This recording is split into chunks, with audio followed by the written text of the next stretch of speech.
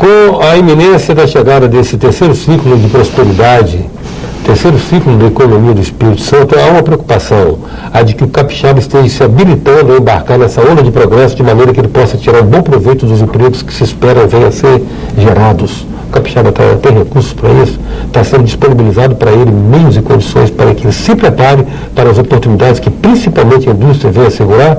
Este é o tema da conversa em 9 minutos, que a gente vai estar convidando, a gente vai estar conversando com o responsável por uma das instituições que são altamente estratégicas nisso, vai ser o Serviço Nacional de Aprendizagem Industrial, o SENAI, Seção Espírito Santo. Nós vamos conversar agora com o diretor regional do SENAI, Robson Cardoso. O Robson, o SENAI já está completando 55 anos aqui no Espírito Santo, né? E ele é a primeira referência. Quando se pensa em educação profissional, com certeza o SENAI é uma das primeiras referências que nos vem à mente.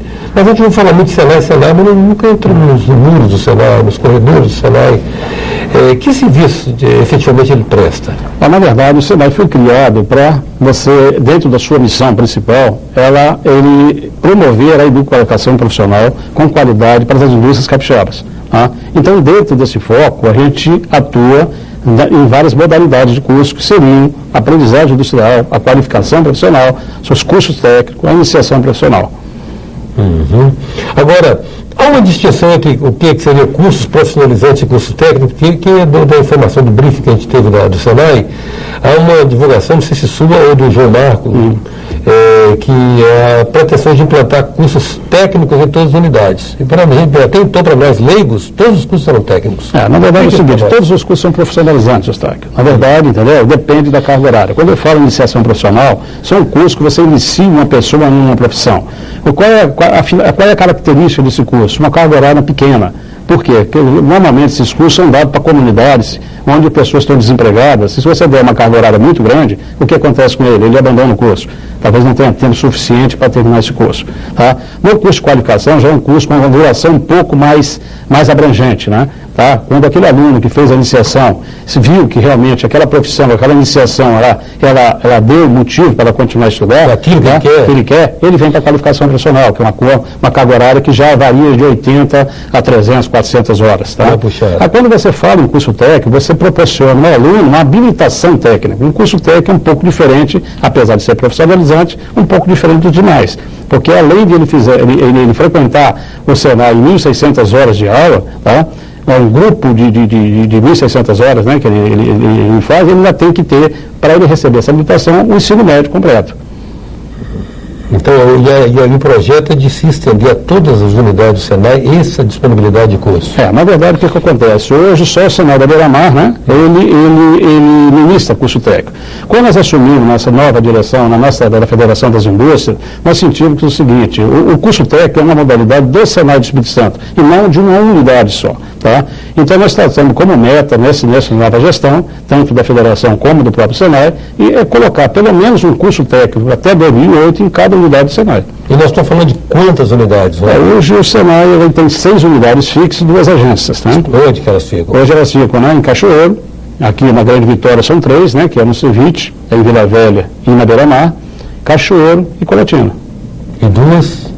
Você falou que tem 6? E 2 agências. Né? Essas agências, na verdade, nós pretendemos transformá-las no futuro, muito próximo, em unidades também. O que significa essa agência? Anchieta e São Mateus. A agência que ela recruta, Na agência, normalmente, ela é subordinada a uma unidade. Por exemplo, a de São Mateus é subordinada à unidade de Linhares. Né? Ela não tem vida própria, não tem uma gerência, ela simplesmente é um posto avançado.